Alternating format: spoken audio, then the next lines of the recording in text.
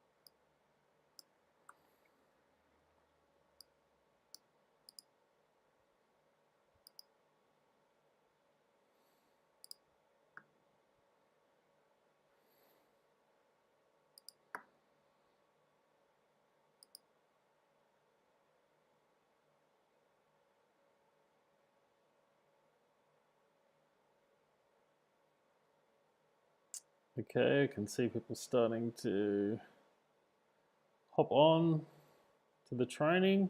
Awesome. Welcome on board. We're going to get stuck in just a few minutes, so going to be pretty inactive for a little while.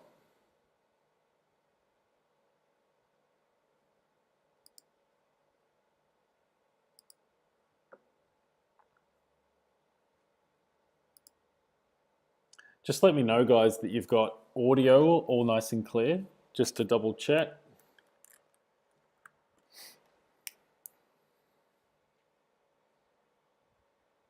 You can see that there's a chat bar just below here. Just let me know that you've got audio nice and clear. I think we do, based on my tests earlier.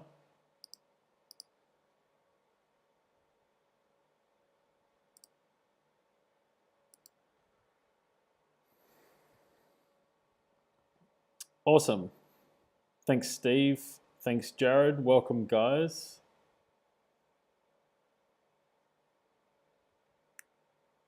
Let us know where you guys are located as well. I'm located in Norwich, United Kingdom at the moment. An Australian living in the UK, can't get back until our borders open up. So experiencing a cold winter.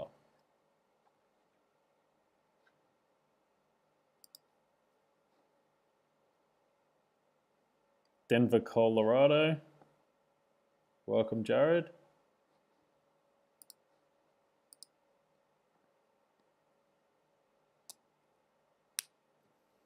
Cool, guys. Let us know what you would like to get out of the training as well. I'm going to mention all this a bit later on anyway, but feel free to yeah, just let us know what it is that you want to get out of this, and we're going to a bit later on open up after the presentation to some Q&A time. 20 minutes of Q&A for those people that are interested in asking questions. You can ask questions about your own design business, any of the content and how it relates to you. Awesome, Steve, fellow Melburnian, New Brunswick, Canada. Awesome. A lot of Australians in Canada, isn't there?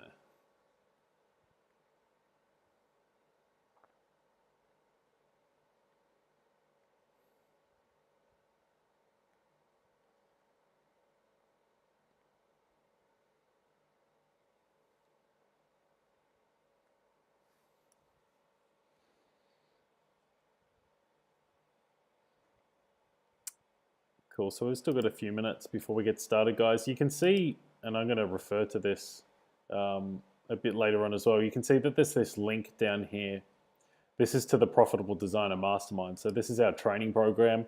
I'm going to refer to a few client case studies and results and the strategy that we use to get these guys these results. So feel free to refer to this guy here, this link here just below the video, and we can get stuck into that a bit later on. But I can see a few more people are starting to tip in to the training. So welcome all of those people. Still more people coming in. Welcome everybody. If you're just joining, we're going to get stuck in a second. Hi Marta, hello from Georgia. Like I said, we've got a few people who have introduced where they are and where they've come from. I'm based in the UK at the moment, so we've just gone through daylight savings here. So one thing I noticed is that, the US has daylight savings just a couple of weeks either side of the UK, which makes it really trippy to kind of set times for events, I suppose. Cool. Feel free, guys. Hi Tomo, nice to meet you.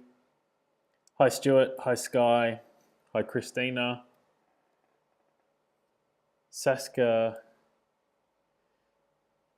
Christina, I'm pretty sure I've seen a movie with your town name.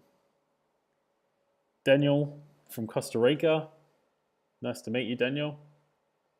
Fantastic, guys. We're going to get stuck in like 3 or 4 minutes, guys. I'm just going to quickly take you through what you can see here. Obviously, you've got the chat here, so feel free to, hi Ryan, at any time, just ask a question.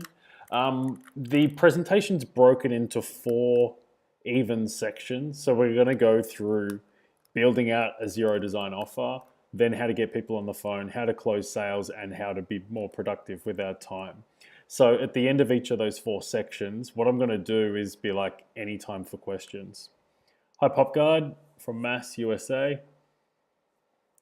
And then what we'll do at the end is I'll give you the opportunity to ask any question around how the training applies to your business, or also feel free to have a look at the link here. I'll be referring to this as well. You can see this is our mastermind training link. It goes through the syllabus, the case studies and testimonials that I'm going to refer to, and the strategy that we use to get these guys results, so that you can be clear on how to do this for yourself.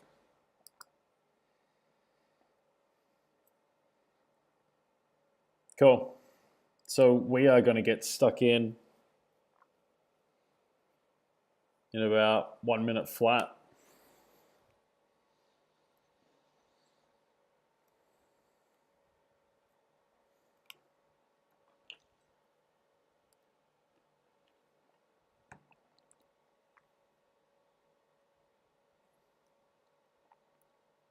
How's coronavirus affected your design business as well, guys? For those guys who do their own thing, just feel free to let us know how it's impacted you, how you've changed your strategy, how you see things differently.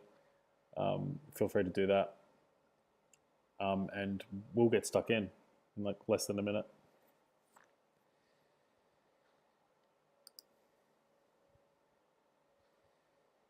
Hi, Brenda.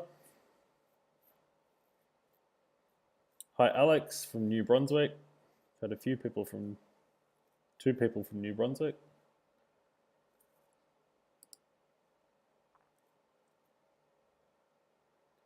Cool. All right, guys, let's get stuck in now. Want to dive straight into it.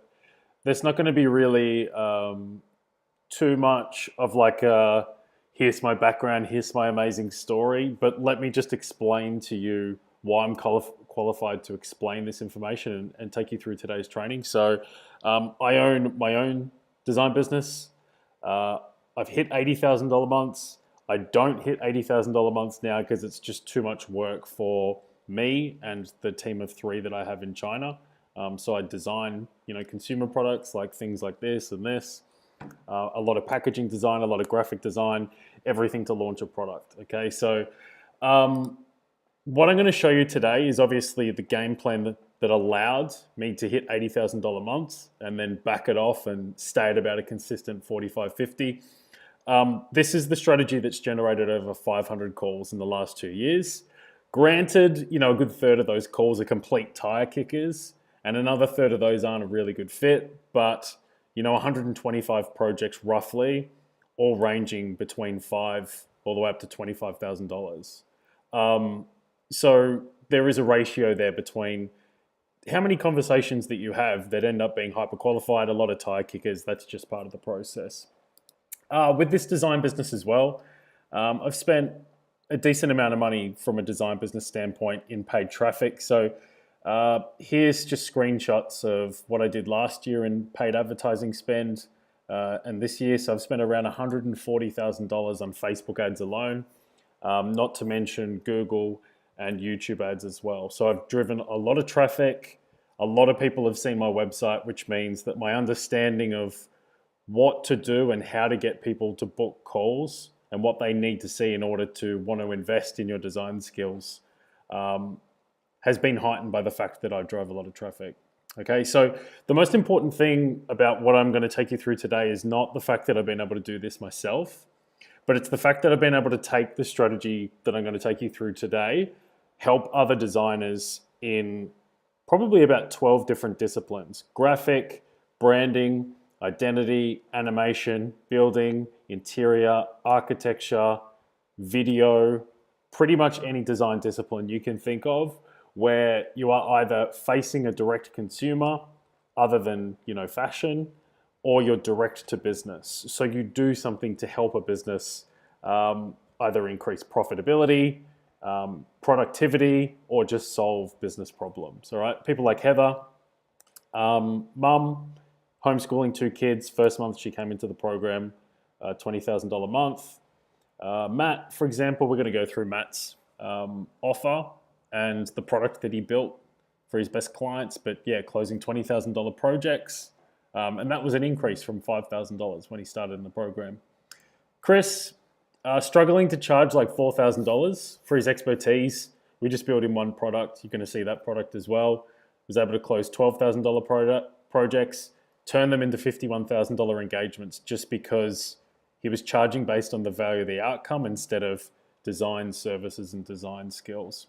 Same with Braden, $48,000 projects. Jonathan, a pretty extreme case, $107,000 projects, working with government departments in the States. Louise, $23,000, charging for branding and copywriting. We're going to explain how she was able to do that as well. But the fundamental, what we've learnt over the last 4 years of not only building my design business to $500,000 a year, helping 170 designers, what we have fundamentally learnt, that the difference between winning and losing is answering this question. This is the question that you need to answer when you're communicating your value on your website, when somebody meets you face to face, when somebody asks, what do you do? When you message somebody trying to get their attention, trying to get somebody on the phone, and when you pitch your value and you've just put a price down for what you want to charge. You have to answer this question. Why should I invest my money with you over all of the other options I have, including doing absolutely nothing? All right. You got to understand that the people that you're trying to win the business of, they're investors. And the world that they see and the game that they play as decision makers is investors. Their job all day is to go, do we allocate funds and resources here? Do we put it over here? Do we give it to staff? Do we invest in more infrastructure? Do we invest in, advertising or sales or product development? Each of these areas where it is very clearly shown there's a relationship between spending money and making money. Okay, so you're not competing against other designers. And the problem the design space has is because everybody justifies that they're better than the designer next to them. The problem with this is that you're not competing against designers. You're literally competing against everything the business owner could be spending money on, which means that you're also competing against nothing. Because if you're just going to tell somebody that, you've got a fantastic process, you have a love for your clients, you always deliver on time, you've got like a unique experience, well, fantastic. But the problem is you're not communicating why the funds should be allocated to you when it could be spent in product development to build another product which will allow them to launch and make potentially another $500,000 next quarter, right? Or how spending the money with you is better than getting another salesperson on board. Or spending the money with you is better than investing in another warehouse so that they can increase their delivery capacity, all right? And too many designers, when you ask them, answer me this question, they answer with things like my personality, my experience, me, I, and it has nothing to do with the decision maker. And you don't dictate value. I don't dictate value. Our clients dictate value. They invest in what is going to be good for them. And if you can't answer this question, you're a cost, which means that you're either going to be driven down on price to something that they would consider worth raw labor, or they're just going to say no. And this is why so many designers run into so many problems, okay? Because at the end of the day, if you're going to sell design services, like every other designer, it's like going to the supermarket, you open up the fridge door of the milk section, and there's 150 different types of plain milk. All exactly the same. All plain milk, all from different companies, all packaged differently, all claiming that they're 10% better than the milk next to them because their cow is like grass-fed and they read their cow like nursery rhymes before they go to sleep. At the end of the day, people just see plain milk. So what do? When they can't see any major differentiator between products or services, they pick off the only differentiator. Pardon. And that differentiator is price. Pardon me, bear with me a tick. Better.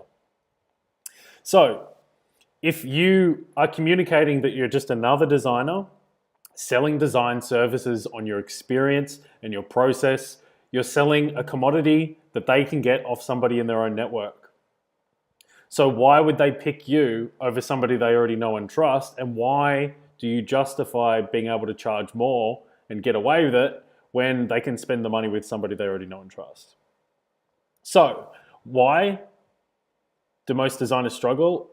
It's because their clients don't take them seriously, because you're communicating that you're a cost instead of an investment, which then means it's very hard to get prospects on the phone because you're reaching out to people saying, hey, are you interested in design services? Not really, because I already have a designer in my own network.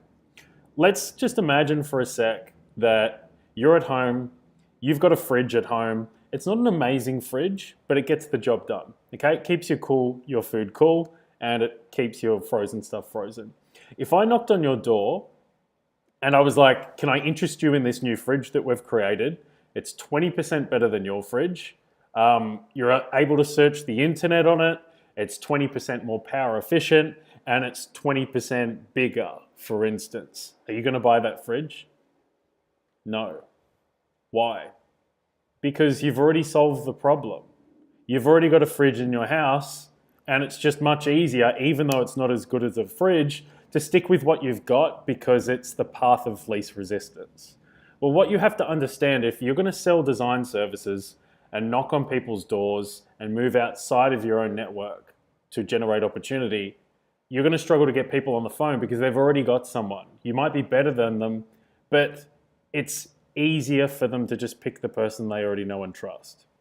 Okay, which means that if you're lucky enough to get people onto the phone, you can't convert them into new prospects or projects because at the end of the day, we still haven't answered this question. Why should I exchange a good amount of money for what you're giving me? What do I actually get back for it? So this is why most designers get to the sales process super excited. The clients, the prospects really excited as well. They go through all of the process of, understanding what they want. You educate them as much as you possibly can. They get excited. They say, send me a quote. You drop the price and the energy changes. Why? Because the entire time they've been toying on the idea that it'd be really nice and seems pretty cool to have a designer come in and do something for them.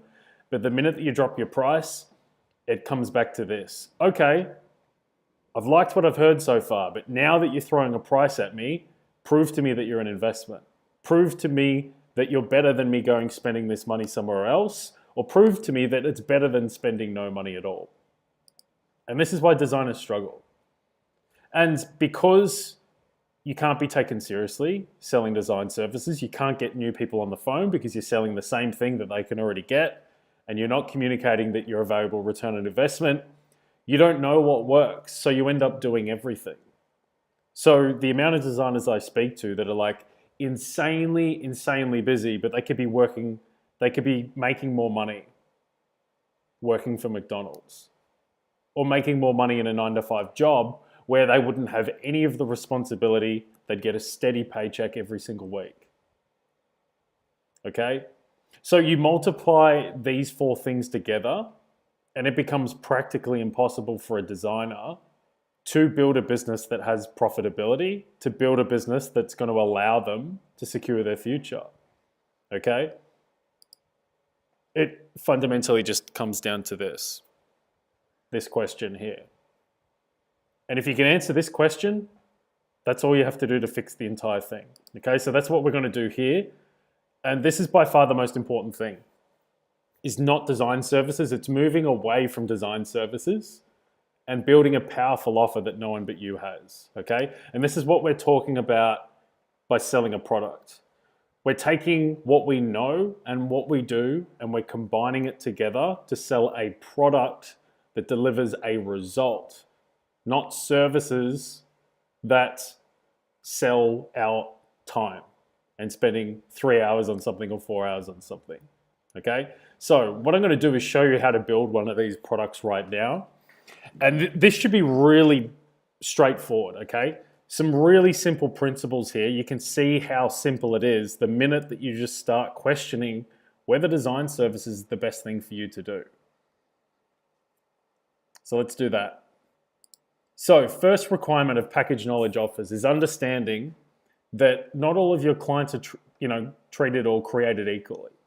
So I'm sure if you had a look through all of your past clients, for those people that have delivered work, whether it's freelance side hustle or you do this full time, you're going to notice that you got a good mix of great projects, okay projects, and terrible projects. Well, what makes great projects great, okay projects okay, and terrible projects terrible? It fundamentally comes down to the fact that the value that you get out of a project and how much you get paid is directly proportionally attached to the difficulty of the problem that you solve. Right? The best projects, if you're to look back, you were solving a much bigger problem with a much higher payoff. So if we've proven that not all our clients are created equal, why would we spend time presenting ourselves as design services for everybody when we've already identified here that there's only a few people that we should focus on where we're getting valued for our time and where we're solving big problems and where we're being rewarded with more money? Okay, so the first idea of a package knowledge offer is why position yourself around being for everybody and doing everything when you could just position around these guys and then automatically you drag your average customer value up, right? Only pursue people that you know have a similar problem to the people that you've got really high value projects off. It's really that simple. Then what we do is, once we've understood what this problem is and who this ideal type of client is here, how do they overlap? What's the big problem that ties all of these guys together? We just simply go, okay, well, what are they trying to move away from? What's the problem that they've got? And what are they trying to move towards? What's the solution? What's the measurable result that they want to move towards? So what's the actual event that they want to achieve where we can actually identify whether we achieved it or not? Then understanding that this is what most designers do, is the reason that designers get hired is because people are trying to make this transition from here to here, right? The problem most designers have is that they come into the sales process and they just sell design services. So it's like, I'm a designer, I sell design services, here's the range of services that I can provide, and this is how many years experience I've got. No understanding for what the overall results that these guys are moving towards. And in doing so, by just selling design services, you leave a massive leap of faith for the client to go figure out the rest for themselves. So no client or prospect that comes to you has a design problem. They've got a bigger problem. Nobody comes to you for a website.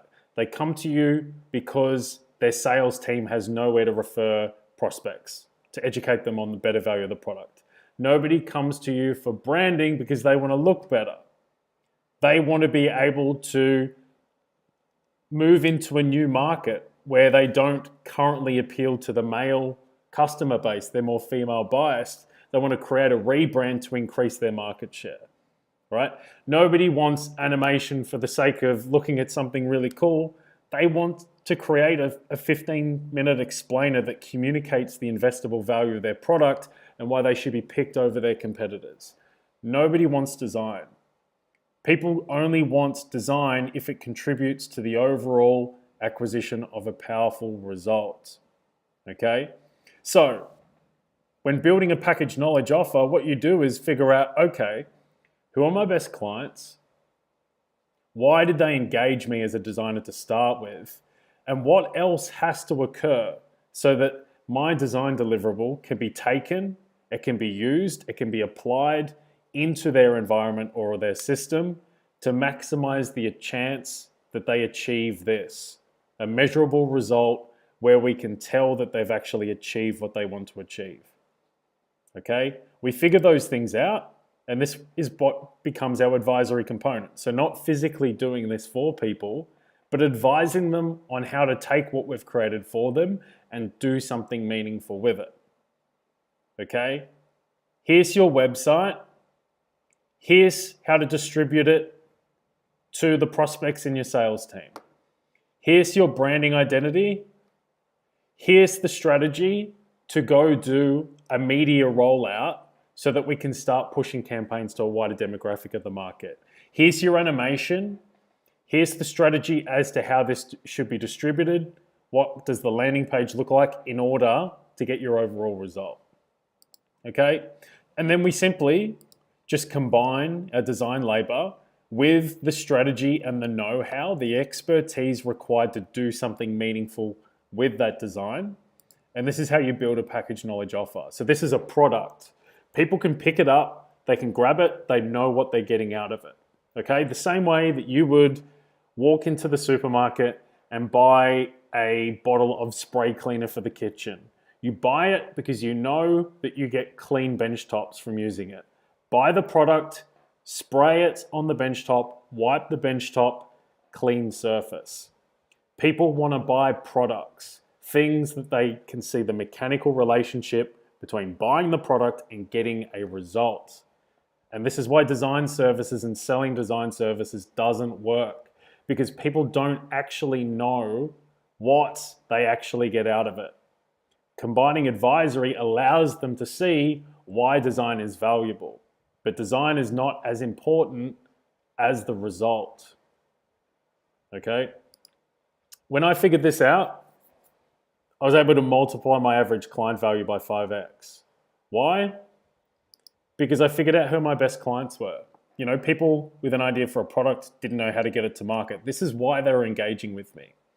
So instead of just selling product design services, like every single designer in my space in Melbourne, I figured out that these guys, after product design, what did they have to do next in order to get to their overall outcome?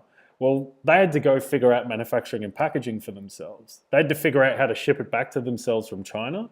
And they had to figure out how to actually build an online store or get it into retail or pitch it to a company where they could get investment. And they had no idea how to do this. So I provided them the guidance to do these things. So not physically doing it for them, but pointing them in the direction and providing them with consultation and advice to increase the likelihood that they achieved this. And then, instead of selling this and telling people I'm a designer who sells design services, I help people create their product and make first commercial sales by selling a product. This is the product that they can grab and take instead of just selling raw ingredients. Okay? I'm going to open the chat line up in a sec, guys. So feel free to ask any questions that you do have, and I'll answer any questions that you have about building a productized offer in a second. Then we'll get stuck more into the content. But I'm just going to show you a few examples here. So Matt and Lisa went from charging $5,000 per project, which is their personal best, came into the program, got to 10,000, got to 20,000. We're now sending out $40,000 proposals. Why? They figured out that these were their best clients. This is the problem these guys had. Tech product, very detailed, hard to explain the value, weren't generating the right marketing traction. Help these guys clearly explain what their market differentiation was and give these guys a direct to sales path. So instead of just selling branding like they used to be, help them break down the component of what their product was and why it was valuable, then communicate that investable value of the product into the website, and then give these guys a more structured process to connect with opportunities on LinkedIn. So getting that website and that branding in front of somebody. Okay? Solved the actual problem and built a product to solve the problem instead of selling what 99% of designers sell. It's the same with Chris that we mentioned before. Best companies, best clients that he worked with were all in the same sector. Instead of selling communication design, solve the actual problem. The problem was the sales team spending millions on them to fly around the world every single year to sell big machinery, didn't have a PowerPoint, weren't clearly communicating how they were different, and the website reflected this poor communication. Solved the whole problem. Same with Alyssa and Michelle, right? You can see here, pretty quick kind of change in regards to their ability to book more calls because they started talking about the result instead of the design. Okay, nobody buys the design, they buy the result. Right? You can see here that they're able to increase their average customer value, I think by about 7 or 8 times. About 7 or 8 times. This is their standard package now. So they went from charging $2,000 per project and having 100 projects on the go on Asana. I don't know if you guys have used Asana, but it's like project management software. These guys had the most insane Asana account. 100 projects going, things going everywhere. Okay, so we just figured out who are your best customers, who are your best clients, what's the problem that they had that led them to engage you guys to start with, and instead of selling just website design and branding, figure out what these guys need to do to get to the outcome that led them to engage you to start with. Okay, reducing and eliminating the leap of faith. So, really important thing to understand here, Elon Musk has a really good quote. You get paid in direct proportion to the difficulty of the problems that you solve, okay? When you eat up this leap of faith, you're solving more of the problem, you're taking on more responsibility, and this more responsibility means generating more value for the customer and getting them to a better outcome and increasing the likelihood that they achieve and get a really valuable result, and then you can charge based on the value of that outcome, okay? So the big difference between all of these students that you've seen and myself is just being able to transition from not being able to answer this to being able to very confidently answer this. Let me know if you've got any questions, guys. We'll have a little pause here for a second. That's by far the biggest section, but that's by far the most important. I can show you all the marketing and the sales strategy and all the techie, widgety, chatbot funnel crap that everybody else talks about. But the fundamental reason that design businesses suck, it's because they can't answer this question. And if you just fix this, you can be terrible at marketing and sales and you'll still do really well because the results will speak for themselves. And that's all people care about.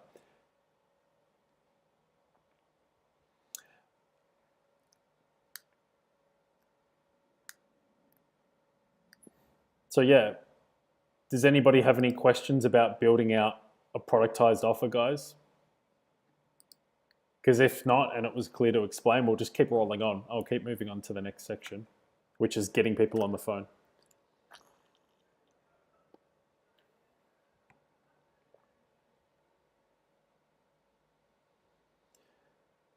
Melissa, how do you choose your client?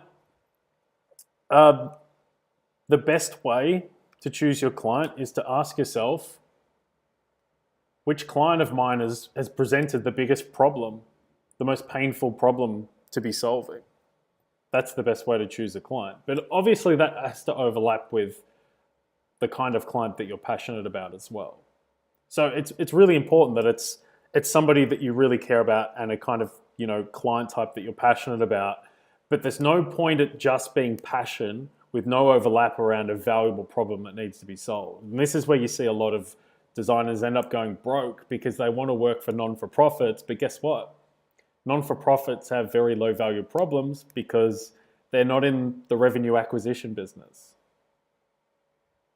So it's a terrible space to get in, Christine Richards, how would you name the product?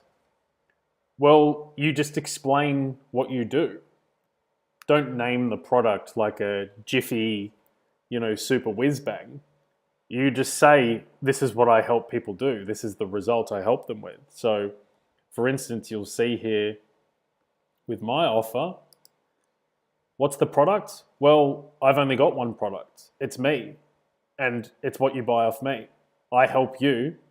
If you've got an idea for a product but don't know how to get it to market, I help you create the product and make your first commercial sales. That's what people are buying.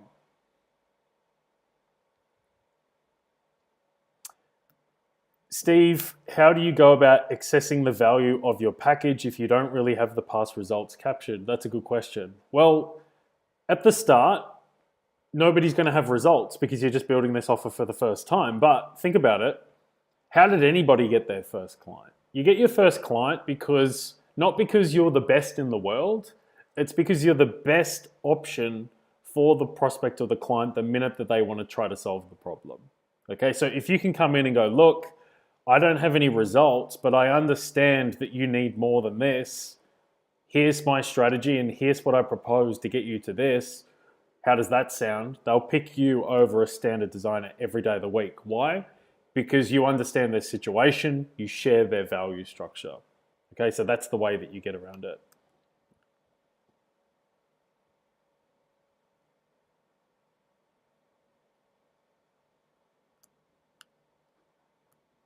Any other questions around building productized offers, guys? Otherwise, I'll get stuck into the next section. Feel free to ask any questions. I can come back to them at any time anyway. Alex, how do you get this prospective client to tell you their specific problem? You can't. You can't get them to tell you the problem. You have to make an educated guess on what you think the overall problem is. The problem most designers have is they're like, hey, nice to meet you, I'm a designer, tell me what problem you have. Well, guess what the person's going to do? They're going to assume that you want to hear a problem related to the context of the fact that you're a designer. So they're going to tell you stuff around, it's kind of frustrating sometimes that the pages don't reload correctly. You can't do that. You've got to sit there and go, what is a problem that I'm seeing from my ends that these guys are encountering that if they could solve it, they would get fantastic results?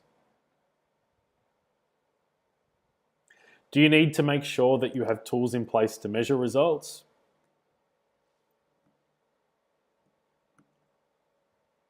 Yeah, definitely. If you're going to increase engagement, I would assume you need a way to do that so that the client needs to give you access to the data. Well, here's the thing, engagement doesn't matter. Nobody cares about engagement, right? Think of all of the ways that you can define what a powerful result is. What if a company wants to get investment? Okay, you don't have to measure that. They either do get it or they don't, right? What if a company wants to go from brick and mortar to selling stuff online? That's an easy result because you're going to know if they're making a couple of sales online. What if a company wants to book more calls and that's why they hire a website designer? What if a company hires a branding designer and what they're trying to do is increase market share and get more male demographic? Then that can be measured by metrics. There's a way for any high valuable problem to define what that problem is and how to measure it.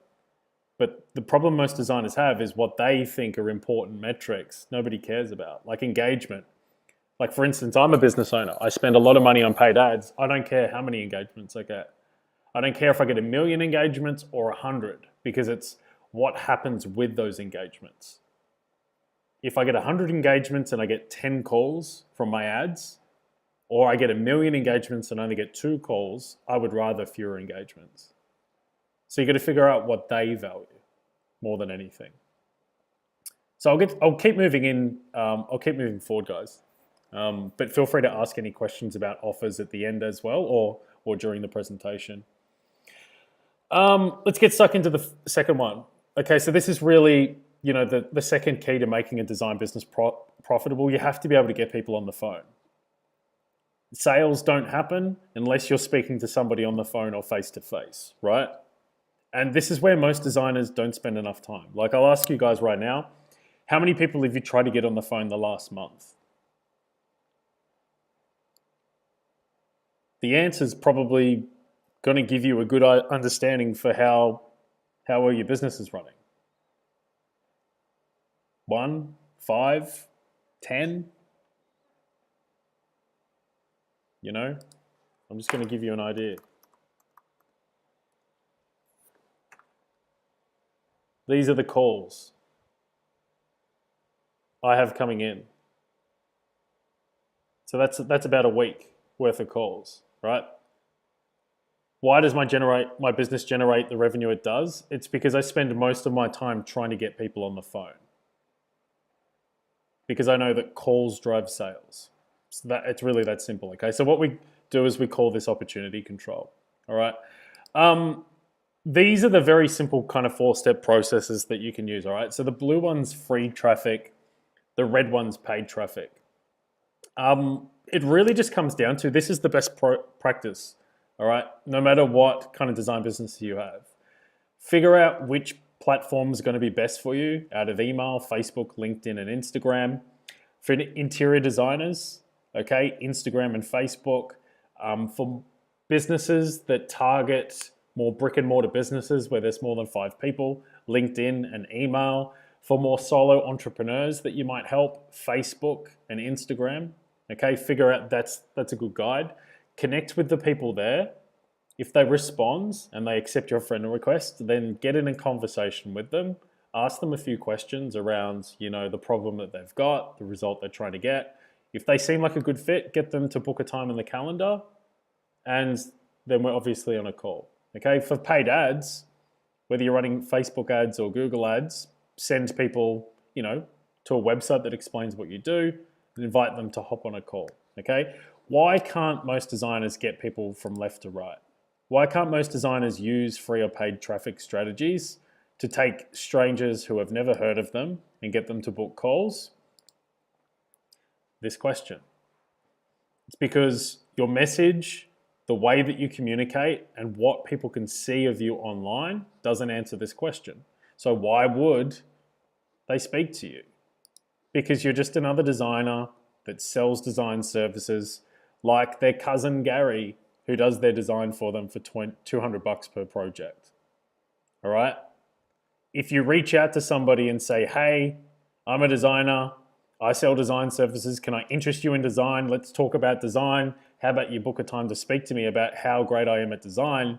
No wonder you don't get anybody on the call, because you're not talking about what they want. They want to hear the answer to this. They want to hear how you're an investment. And here you are talking about how you're a cost. Hey, interested in spending money and wasting money without me justifying how you get your money back? And this is why designers can't get paid traffic to work. Hey, can I interest you in spending money aimlessly and looking fantastic, but not actually justifying how you actually get a return? Hey, come to my website where I tell you about how experienced I am and how diverse my range of portfolio is, and how I'm not showing any results that I've been able to, provide my customers and prove to them that I'm a return on investment. Let me take $150 out of your pocket per hour, because that's the standard rate for other people like us who can't communicate that we're a return on investment. No wonder designers can't get people on the phone, right? So when you start answering this question, you build an offer that solves an actual problem. You take on the responsibility of getting somebody a powerful result instead of just selling design services. And you go, hey, do you currently have this problem? I work specifically with your type of people to help them solve this problem and get this valuable result. Here's some of the results that I've got for people just like you when suits for a chat. All right? Then they're interested. They're talking about something that they want to talk about.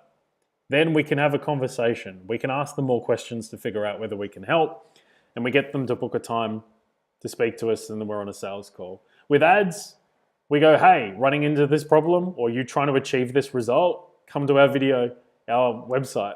And instead of just showing them a portfolio that just shows pretty pictures with no justification for why somebody should book a call or even invest with you, we show them a video case study that talks about the problem that they've got, takes them through the process that we've used to get results for our other clients, shows them the big things that they need to avoid and the things that they should be focusing on, and then invites them to reach out if they'd like to know more.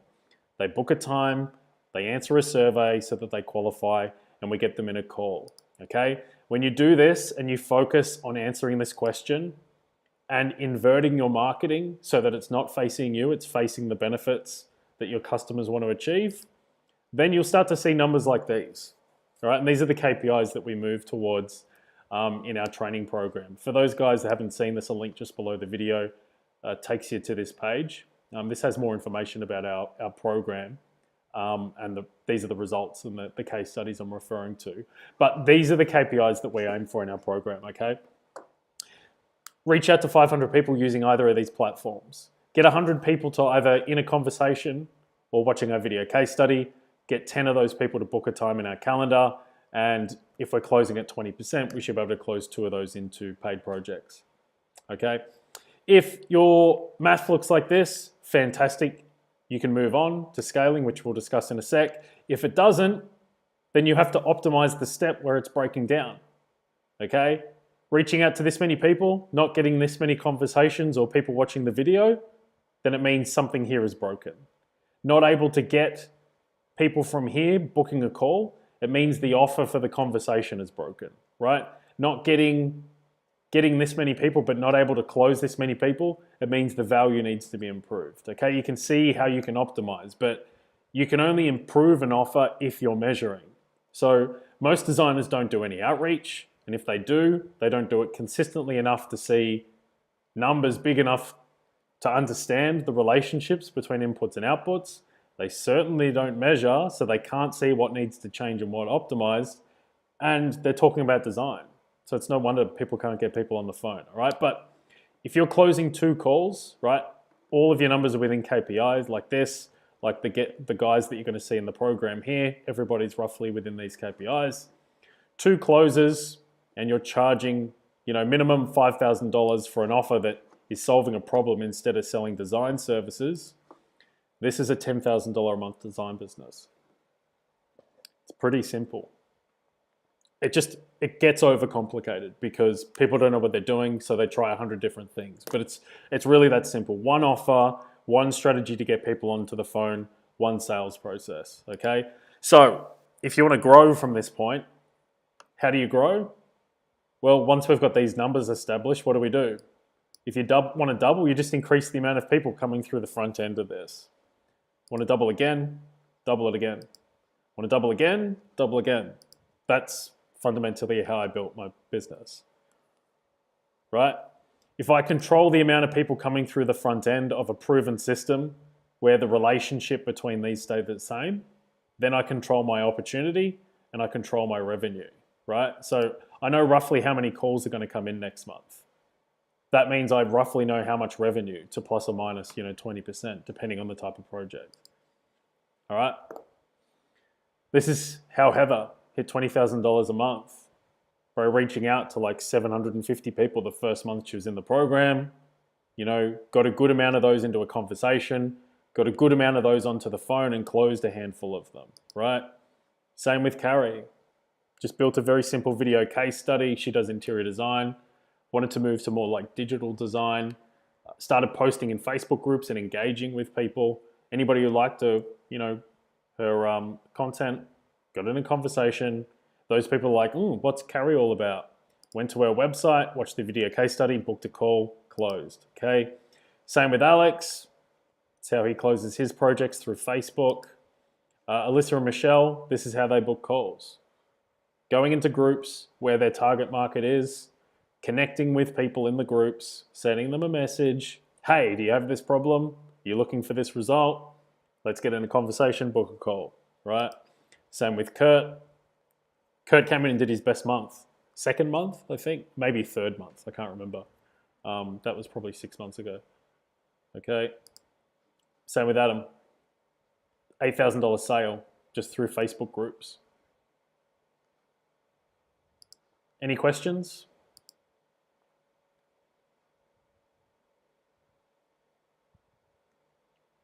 Jared, how are you balancing between hunting new clients and doing the actual work?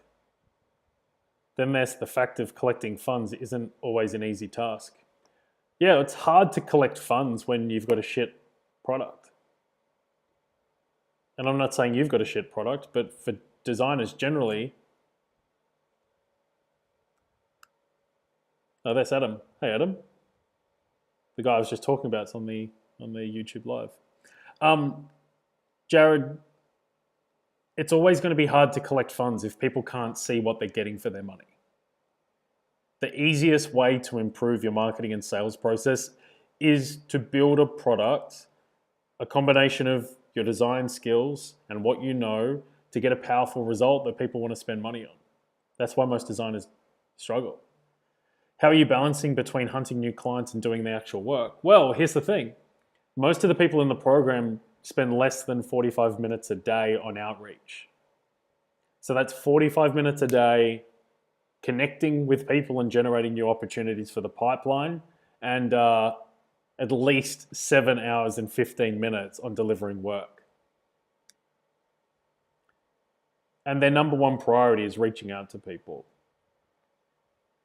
If your number one priority isn't generating future opportunities, in the future you won't have opportunities. Every person that I speak to that books a call with me, one of the first questions I ask, and I can see the revenue on their application, they'll be like, less than $1,000 a month, less than $5,000 a month. I can guarantee that when I ask them, how many people are you reaching out to per month? They can't tell me. Oh, yeah, word of mouth and referrals. That's why you're struggling. Because you're not actually a business. You're just a freelancer that knows a few people. Big difference between a freelancer and a business owner that understands that 1/3 of a business is generating the demand required to deliver the actual design stuff. Does anybody else have a question that they want to ask? Otherwise, I'll get stuck into the third part.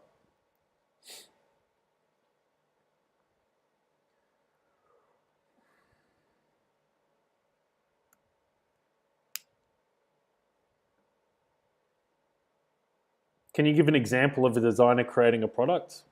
Yeah, here's 5 examples. Let's go through them again. Instead of selling product design services, here's the product. If you have an idea for a product and you don't know how to get it to market, like a physical product, like an iPhone case, here's the product. This is what I help you get to, and here's how I do it. Here's the process that we use to do it, right? Another idea. Are you a tech company that has a software, like a software as a service, and you guys aren't getting marketing traction? Well, we'll help you get that differentiation and direct, to market sales path. Here's the product. It's everything here. We're not just branding you. We're going to give you a feature audit and show you how to reposition the value, then roll that branding and value into the website and show you how to get in front of better opportunities. That's a product. Same with Chris. These are products because the product is really the transition. It's you want to get from here to over here. Here's the product. Here's the product to do so. That's the product. So the product is anything that you can put in front of somebody to help them go from where they are now to where they ultimately want to get to. That's a product. Does that make sense?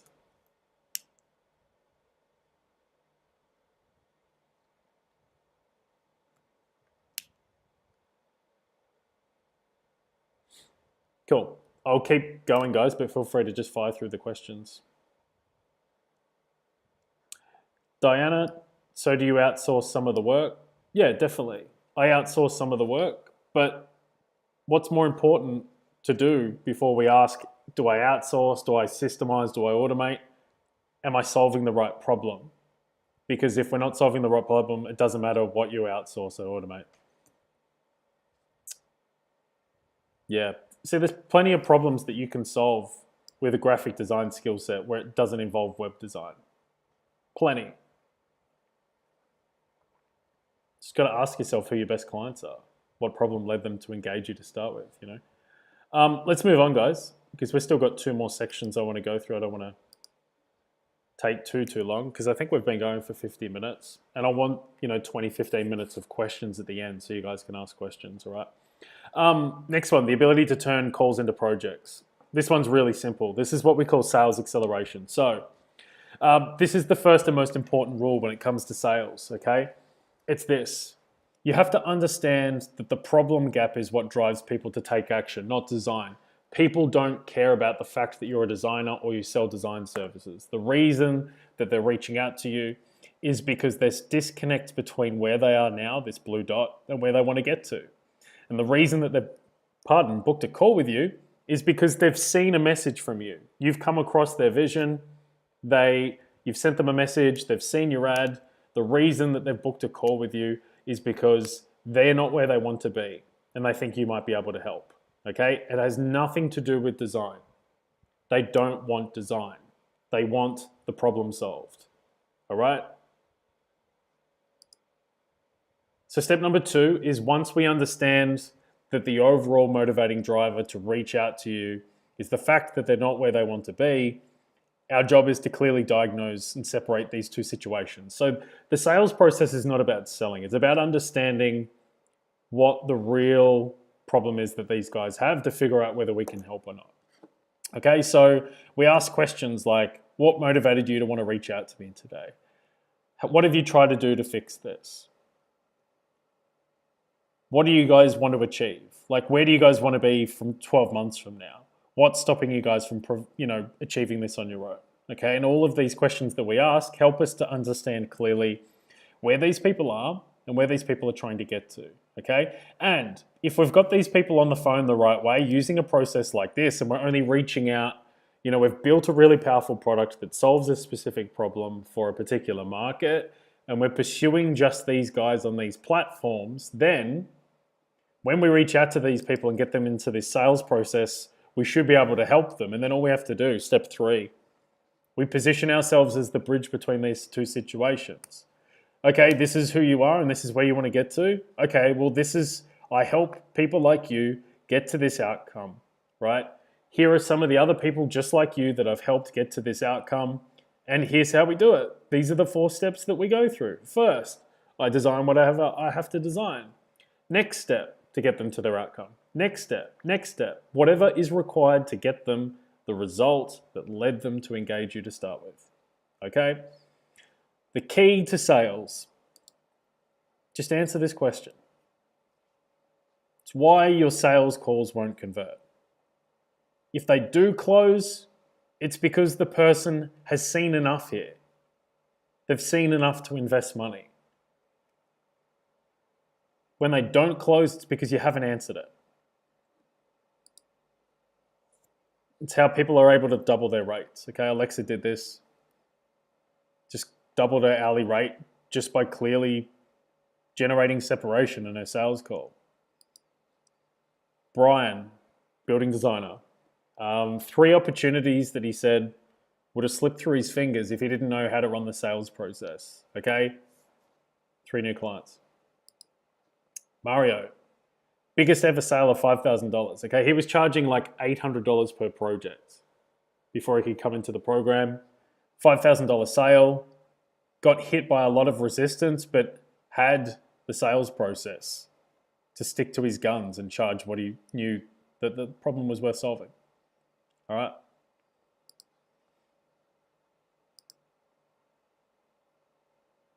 So does anybody have any questions around the sales process? You can see there that 98% of your ability to sell is how good your product is to start with. It really is. It's like people, you are competing in a space where people buy products. It's just you're bringing services to that space and you're not telling people what people actually get for their services. So they're sitting there, they're in a world where they buy products for everything to solve the problems in their lives, and you're coming to them and saying, I can do whatever you want me to do. That's not what they want. They want you to be sitting there going, look, I understand your problem, this is what you need, grab this and go, okay? It's why people who are in a rush to go to the supermarket don't buy a head of lettuce for 50 cents. They buy the pre-cut salad mix for 7 times the price because that's the solution to their problem.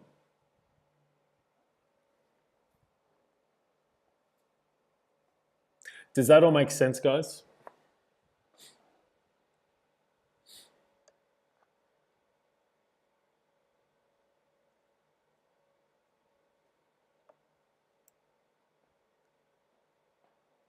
Cool.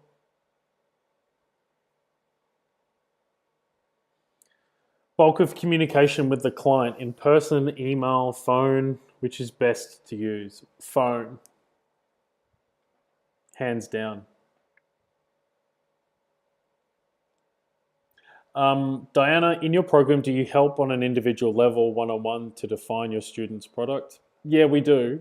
That's fundamentally the core basis of the whole program. I'm happy to kind of go through that a bit later on, Diana, if you like, in the questions at the end of the presentation. But yeah, we'll refer to this link a bit later on.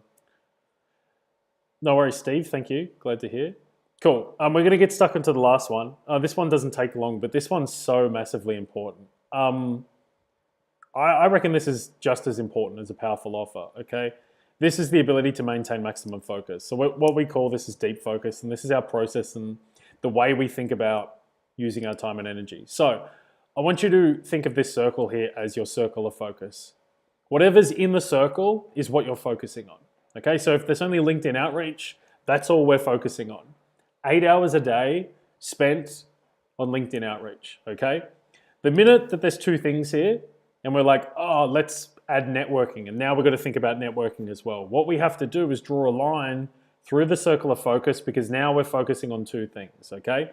But the question that I want to ask you right now, how many people that you see that are insanely successful, I don't want to use the word famous because famous is a terrible metric for whether you're going to move towards success, but insanely successful, how many of them do you think got insanely successful by half-assing something?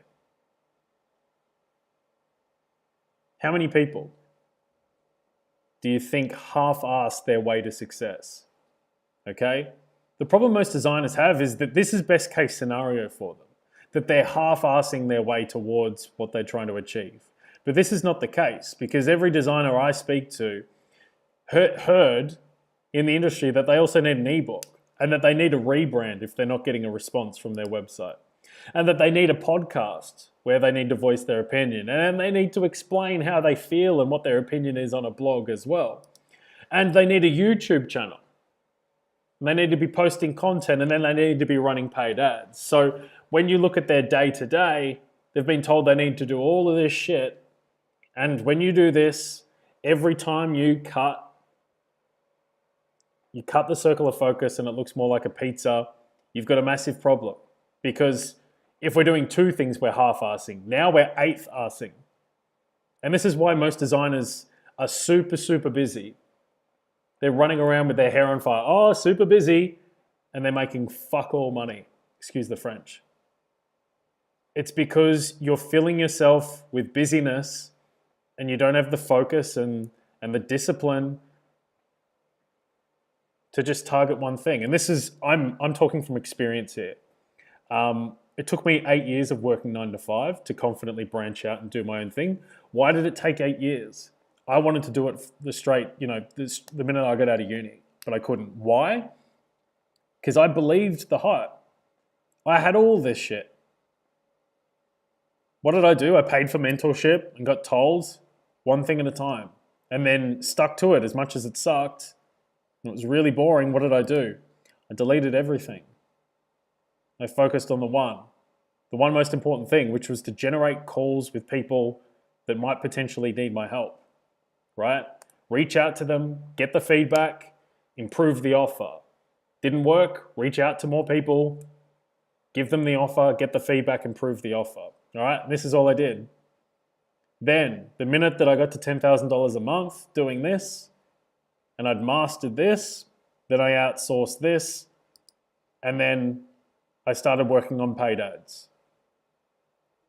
Because I'd figured out my offer on LinkedIn, it meant that the paid ads pretty much got up and running within 35 days, right? And then this is all I had to do to get to $80,000 a month, right? Most people think you need all this. You don't. You need one good platform for traffic. You need potentially one way of getting virtual assistants to help you increase the amount of impressions you serve, or you need a paid traffic strategy. All this other shit is not required. All right? But here's the thing. You can have all this stuff, right? You can have it all. It's fine to have an ebook, a YouTube channel, a blog, but not everything at once. You need to go one at a time. Most important thing, you need to master it, like absolutely master it, where you're getting amazing results from it. And then you need to delegate it and then move on to the next most important thing. And then move on to the next thing. Okay, you don't need everything at once. Every designer's website that I go to, I visit their page and they've got the YouTube link to their account, the Twitter link to their account, the email link, the RSS feed, the Google Places, the Facebook, the Instagram. I don't know if I've mentioned those before. You go onto those platforms and there's nothing on the platform. Why? Because most designers do everything and they're a mile wide and an inch deep. It's not the way to go. It's the same reason that a blunt axe doesn't chop wood, right? The reason that an axe chops wood is because all of its efforts are concentrated to one point, okay? That's how you penetrate your market and succeed, is by focusing on sharpening the blade on one thing at a time, getting it real sharp, chopping deep into the wood, then outsourcing it, all right? So you don't need everything at once. So they're the 4 keys. A powerful offer that no one but you has, then the ability to get prospects on the phone, the ability to turn calls into projects, the ability to maintain maximum focus, okay? These are the 4 things. And you'll notice here that if you build a powerful offer that no one but you has, you'll get people on the phone. And if people get on the phone with you, it means they're probably going to invest, which means that you now know how to get people on the phone and get them into projects. So you know what to focus on because you've seen the most important things work, and you'll delete a lot of the bullshit the design industry tells you you need. Okay? How do you set this up? 3 options, really. You can hire individual mentors. This is what I did. Cost me like 28 grand. I've probably spent another 50 grand on top of that in mentorship as well to figure out each of these components. You can do that. Takes a while to put together, but you definitely get there. Guidance is the best thing you can do. Option number 2 is to combine what you find online. This is what most designers are already doing. They're just creating a patchwork quilt of 1,000 different articles that they've seen written by interns at design blogs. That can work, but the problem is that most designers don't have the confidence to follow through something for long enough to see the result. And the minute that they lose interest, they go to another shiny object. All right. Option 3, if you want to do either option 1 or 2, still do it. Hop on a call. All right. We can walk through it together. There's going to be a link. What is it? If you go to the mastermind here, there's links to book a call. Apply now to see if you qualify. It's just profitabledesigner.com/apply. Okay. Obviously, it's really hard to give people a specific training built specifically for graphic designers in a particular space or website designers, right? The thing is, your website and your design business is unique. You know, you've got different types of clients. What you do for them is different. Your understanding of the market's different. So it's impossible to create a one-size-fits-all blueprint. This is why this call is there, is because if I ask you a few simple questions about your existing setup, then we can very quickly identify the changes that you need to make and how to build a better offer, okay? So for those guys that are watching the training now, what I'm gonna do is give you an offer to hop on and book a call. What we're gonna do on this call is figure out exactly where that winning offer and product model is for you, how to identify that and what to be looking out for, what to avoid offering and saying, so all the big mistakes that you might be explaining in your pitch or your communication of your value. So we'll listen to your pitch and the way that you pitch your offer. We'll tell you what platforms is best for you to go find leads. And the thing is, I've already helped hundreds of design businesses like yours. So all you're gonna do, have a look at the mastermind page here. You're gonna see the results from 170 designers that have gone through our training program. All right. This call has a pretty high return on investment. Imagine if we can just help you increase what you charge by 10% on the call, get you reaching out to 10% more opportunities. For a lot of designers, that's pretty easy because you don't reach out to anybody. What if we could get you to close at 10% more and we could increase your daily effectiveness by 10% by showing you what not to do, okay? Add those 10% up. If you're earning $50,000 a year, you could increase your business bottom line fundamentally by 50%. Okay? So if you're a good fit, we'll walk you through the back end of our program, which you can see there on profitabledesigner.com/mastermind. We only work with specific type of designers and business models, so this is not for everybody. But even if you're not a good fit, we'll still walk you through everything and show you the strategy that we use and how it apply to you so that you can go away with actionable advice. Okay? So that's it for the presentation, guys. So what I'm going to do is open up questions and answers now. So feel free to ask anything into the chat box. I'm just going to go and turn the light on. It's just a bit dark in here. It gets dark in the UK. And then I'll start answering some more questions for you.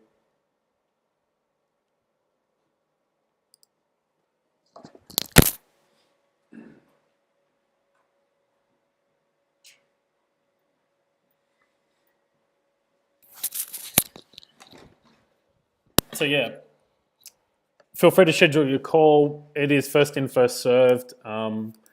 Calls are only available tomorrow and the next day. I think I've got like 6 spots. Feel free to have a look at them. What I can do is give you a free trial walkthrough of the entire mastermind if you schedule today. And what I'll also do as well is give those who feel like it's potentially a good fit a $2,000 discount for those people who book, let's say, within the next 23 minutes at past, okay? So what I'm going to do is ask questions now. What I'm going to do is get you guys to ask questions, silly me, and feel free. I'm happy to answer questions for the next 23 minutes. And you've got 23 minutes to book a call if you want to chat about it further and take advantage of that mastermind discount of $2,000. Sarah, my strategic advisory components makes people discredit or question my creative design offer. How do I convince potential clients that I'm capable of achieving both?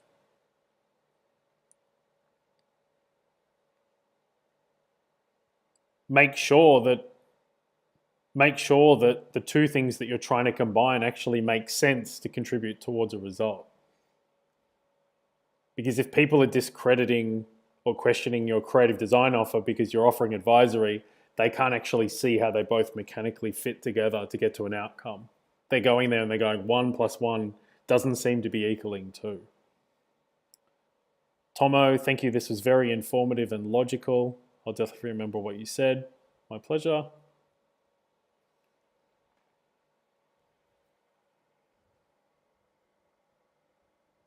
Okay, can see a few people have booked a call.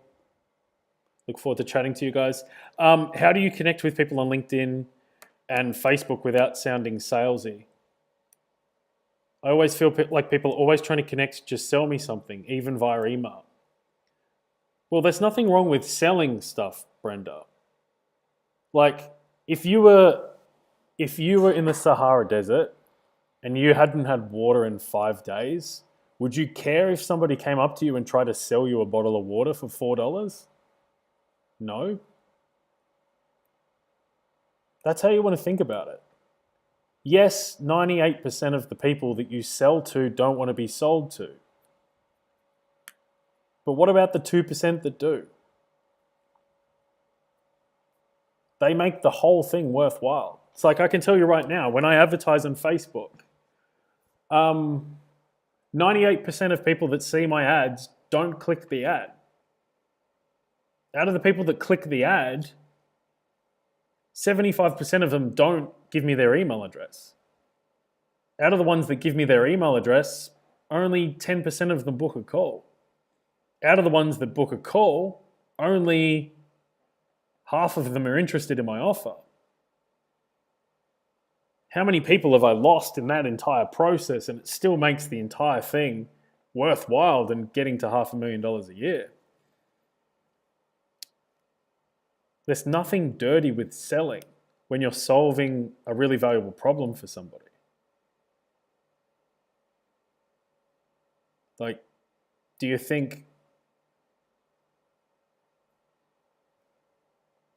brain surgeons lose sleep at night when they charge $35,000 for saving somebody's life? Fuck no. Selling is part of life. And if you own a business, selling has to be part of it. And if you have the solution to a problem that somebody is painfully experiencing, they don't see you as a sleazy salesperson. They see you as the answer to their dreams. Diana, how do you book the call? Sorry, I must have missed it. Yeah, it's just Profitable Designer.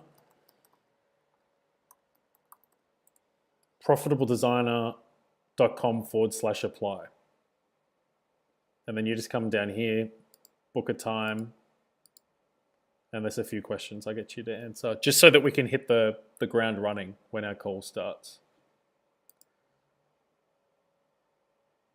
Yeah, sales is not a dirty thing. The minute that you own a business, you need sales and marketing. And that's fundamentally what Profitable Design is all about. I was a designer, and I struggled with this for so many years because I thought that great design was going to allow me to, live the life of my dreams. So what I did, I focused nearly a decade on getting really good at my craft, and it got me nowhere. I was earning as much as somebody who holds those stop signs, on the road. You need to learn how to market and sell yourself. That's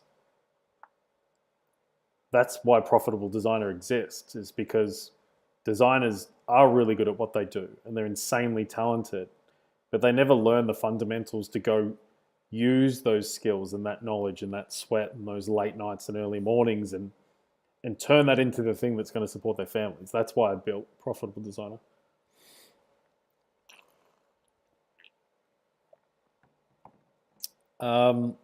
Still 39 people on the call, so feel free to fire your questions through, guys. Ask anything that you'd like to ask. I'm pretty much an open book.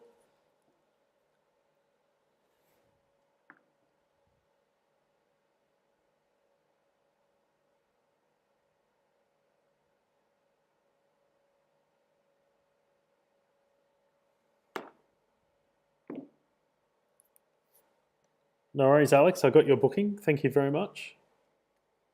Look forward to chatting.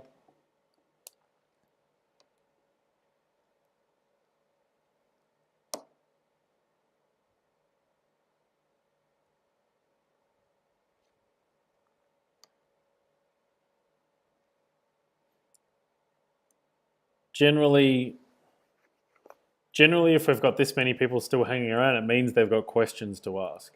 So, yeah, punch them into the chat, guys. There's no silly questions. Happy to answer anything. You might want to ask a question specifically about your business and where it's at, the obstacles that you're going through, how that might apply to the way that we think about things in our strategy. Happy to help.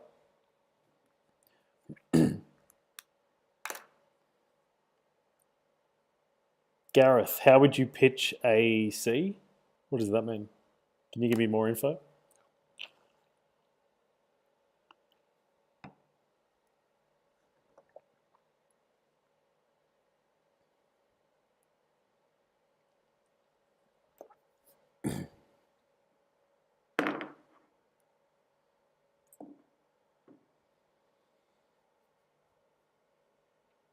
Jared, how do you pitch without giving away too much? It's not possible to give away too much.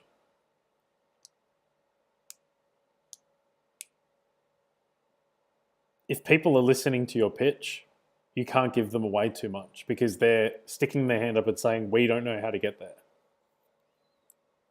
So offer as much value as you possibly can.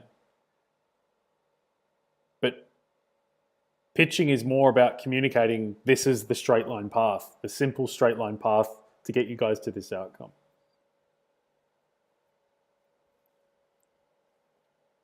Pat, how would you pitch a cold call email? You shouldn't pitch. What does that mean? How would you pitch a cold call email?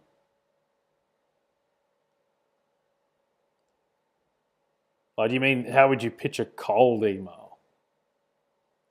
Well, the best way to do it is to be like, hey, nice to meet you. Give them a compliment about their business or themselves that you've been able to research on them.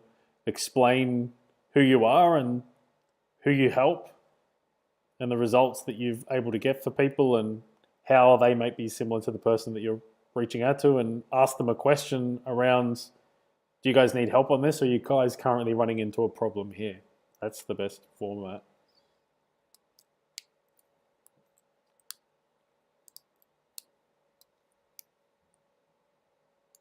It's important to ask a question at the end because the question's the thing that encourages the conversation to flow.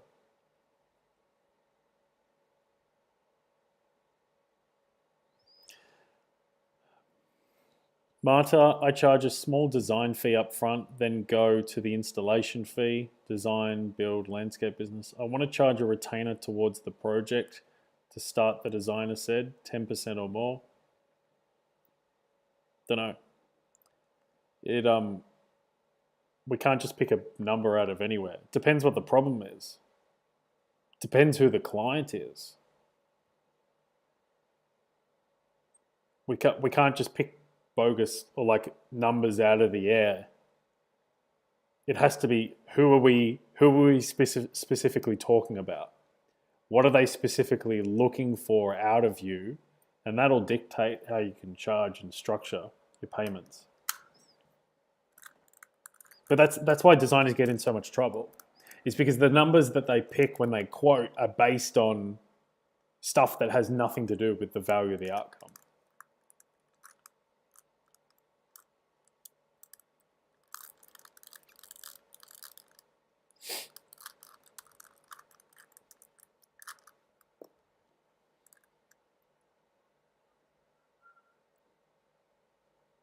Does that make sense, Marta?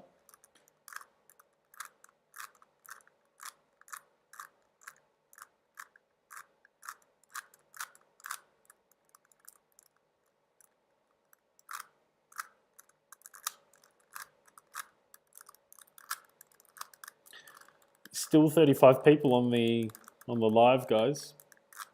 Means that there's way more questions to be had. Brenda, when do you talk price in sales pitch? Do you send them a proposal or tell them on the phone? Good question, Brenda. So what we've found works best is that you get to the end of understanding their situation in the sales conversation and you go, look, based on what I've heard, it's a good fit. This is what I can do. This is our offer, and this is what our service product / service looks like. These are the steps that we go through. I'm going to have to go away and get a price to you, but it's going to be in this range. Then you get to hear the response of whether the range works for them, but you generally give a wide range. And then you go away and think about, you record your call, you go and think about what you heard, and then you use the information on the sales call to populate the proposal template. How are you finding businesses in need? Are you randomly emailing businesses you want to work with and trying to see if they have a need? No, when you're starting out, the best place to start is where you've already had success. So who have you worked with in the past?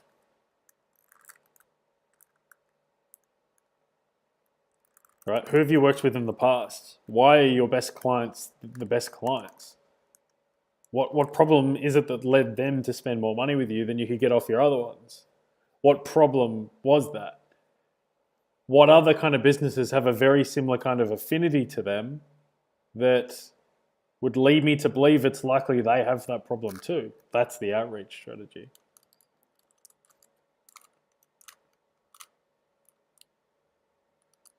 No worries, Diana. Look forward to speaking to you on a call as well. Diana, what if you don't yet have a best client? You might not have a best client, but you should have a best direction,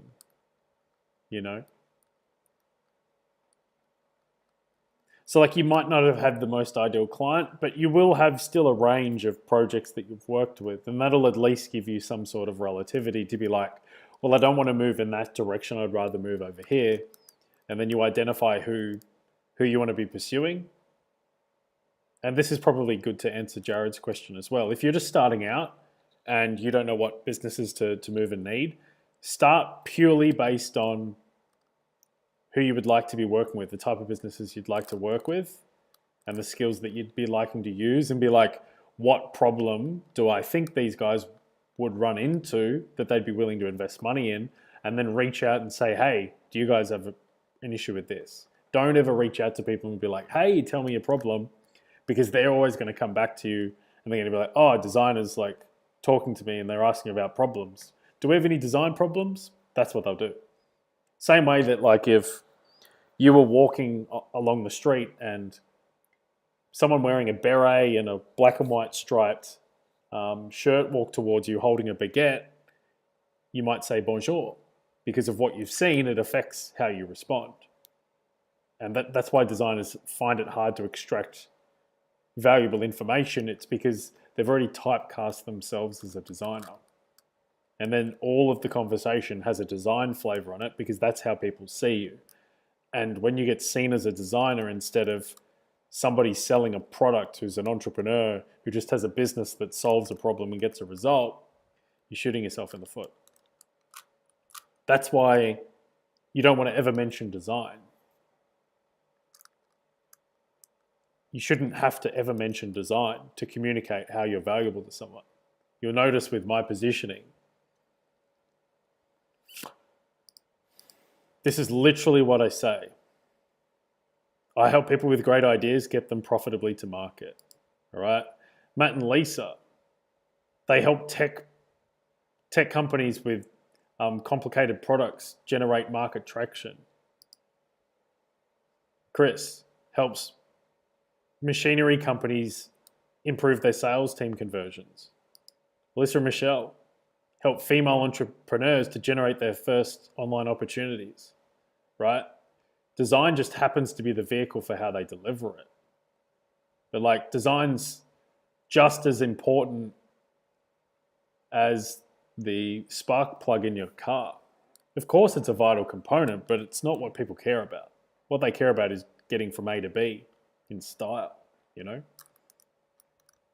But designers have been led to believe that design's the most important thing and that design can save the world. And all you got to do is focus on your craft. No. You got to focus on how do I put what I know into a context that'll allow me to sell $500,000 of my expertise per year. That's how you want to think. How can I take what I know, my experiences, my understanding of industries,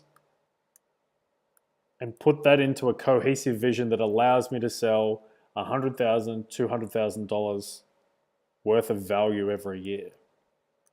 And that's a completely different question to how do I sell $200,000 worth of design services a year? And that's what most designers are trying to do.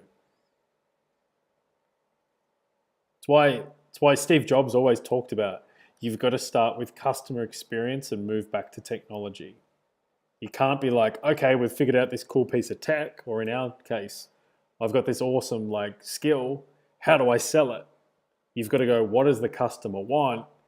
And how do we put the right technology in front of them to get to that experience, if that makes sense? Does anybody else have any questions? Any other questions? There's quite a few common questions here on the mastermind page as well, guys. So feel free to have a look at that. And again, the opportunity for a call's here, guys. If you want to go through it, we can obviously ask you the questions we need to ask to kind of help you out on the call, but also if you're a good fit, we can obviously potentially extend an offer to you and give you a $2,000 discount because we're getting near the end of the year for the training program. The training program is a combination of step-by-step video modules, 42 hours of content broken over 10 modules, but then also, I'm just going to show you the strategies that we've explained, the online training program so that you can go and execute the scripts, the templates, the training, everything like that. But then we layer that with group coaching calls, one-on-one calls, and a Facebook mastermind group of 140 people currently going through the program, just in case you're wondering. Still 28 people on the call, so feel free to ask me some questions. We can still go for another 5 minutes. That incentive price for if you feel like potentially the program's a good fit, that runs out in 5 minutes, guys. So feel free to quickly jump on that. Thank you for your time, Patrick. Look forward to speaking with you on the phone on Friday. No worries, Jared. Look forward to it. Diana, what if I only want the one-on-one? Then we only do the program in the format that it is. You'll find that you need more than the one-on-one to succeed. You'll need the group coaching. You'll need to see how other people work and how they're taking their skill set and applying it. That'll allow you to learn it twice and triple the speed. And the training program as well. Sarah, I offer workshops and design strategy for hotel interior design and then designing their hotels with better information that saves clients money. Advisory component is disrupting traditional process. Don't know. What do people get for their money? Why? The problem when I hear the words design strategy is, what does that actually mean? Because to the outsider, strategy is just a word, Do you have case studies where you have shown that you've saved money? And disrupting a traditional process is only valuable if it ends to a better result. Heidi, do you need to have a website with a sales page up and running to have a call with you? No. So what our program is really about is how to build the entire business model from scratch. So we provide you with how to build the offer, how to build the website, the sales page, the calendar, all the technical stuff, and then all the outreach and the sales. So it's everything to build the design business from scratch. So the only thing that we ask is that you have the ability to deliver market quality client work.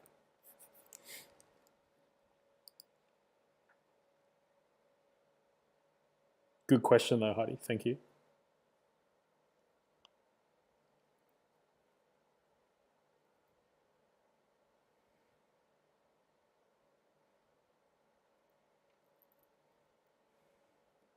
Diana, to also answer your question, what if I only want the one-on-one? Most design businesses are so broken they need more than one-on-one. Like the one-on-ones, they're not going to give you the core fundamentals of how to think about business, sales, and marketing that will allow you to make really smart long-term decisions. Does that make sense? It's like going to the gym once a month. Yeah, technically you're going to the gym, but like it's not consistent engagement with it, so you're not going to see massive results. And that's the thing. There's one offer for Profitable Designer because it's the one product that solves the problem. Anything less than doing what the product gives you is not going to get you the result because we've put the bare minimum into solving the problem. That's why giving people an option of packages is a terrible idea because you're fundamentally saying, I don't know how to solve this problem. You take a guess. Do you want the premium package or the basic package? Because I don't know how to get you to the result that you want. I can just give you this shit. Excuse the French.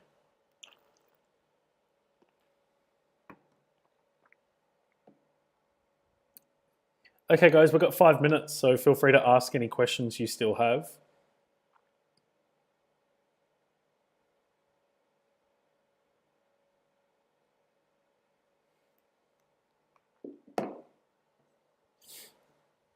Still 26 people on the call. I've had a lot of very good questions. Thank you, guys, that have asked questions. But there's still 27 people. So I'm guessing that there must be a lot of people that still have a few questions. Feel free to ask.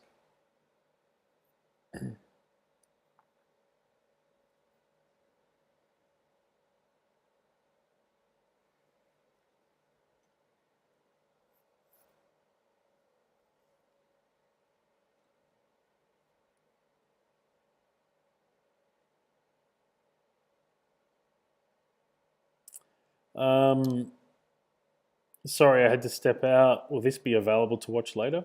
Yeah, so for anybody who wants to watch a replay or who got in late, I'll keep the live YouTube video replay on this page that you're watching on now. So just come back later. You'll have the emails that I sent through to get onto the webinar. Just click that same link and it'll bring you back to the replay. So yeah, you'll just see the replay here like this. Hey Sky, we chatted the other day. Nice to chat again.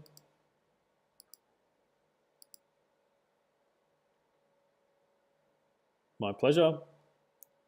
Okay, guys, we're going to wrap up in 5 minutes. So there's still 24 people that are sitting here. They might just want to hear other people's questions, but this is your chance to ask any question that you might have around, anything that's design business related. I can see.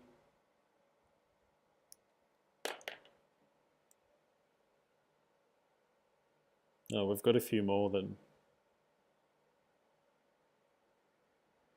We've got a few more bookings than I expected. So there's probably 2 more spots left on the calendar. Go have a look for either tomorrow or the next day, guys. Look forward to chatting to those that have booked calls. Yeah, we'll call it 2 minutes. 2 minutes to fire your questions through, and then we'll call it quits.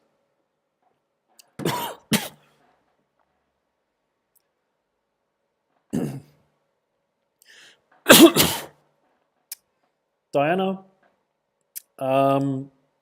like I said before, the link to the program is just below the video you're watching. The The price is dependent on your situation. So it's hard to explain over the phone. We'll discuss that over the phone. I do give people, like I said before, a $2,000 discount for people who book a call on this live webinar if they feel like it's a good fit.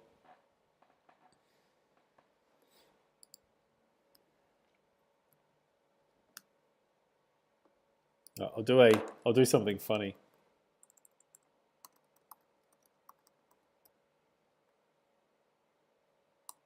So this is the timer, guys. You've got 60 seconds to ask your question. Otherwise, we'll call it quits. And thank you guys for your time. If you get your question in before the 0 comes up, I'll answer it.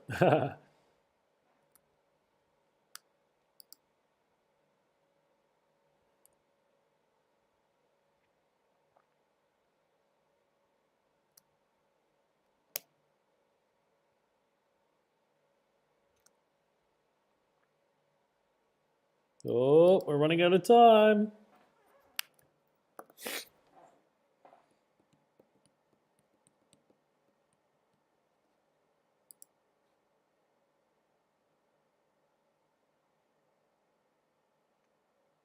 Evan, good presentation, Patrick. Thank you. Good to know about your program.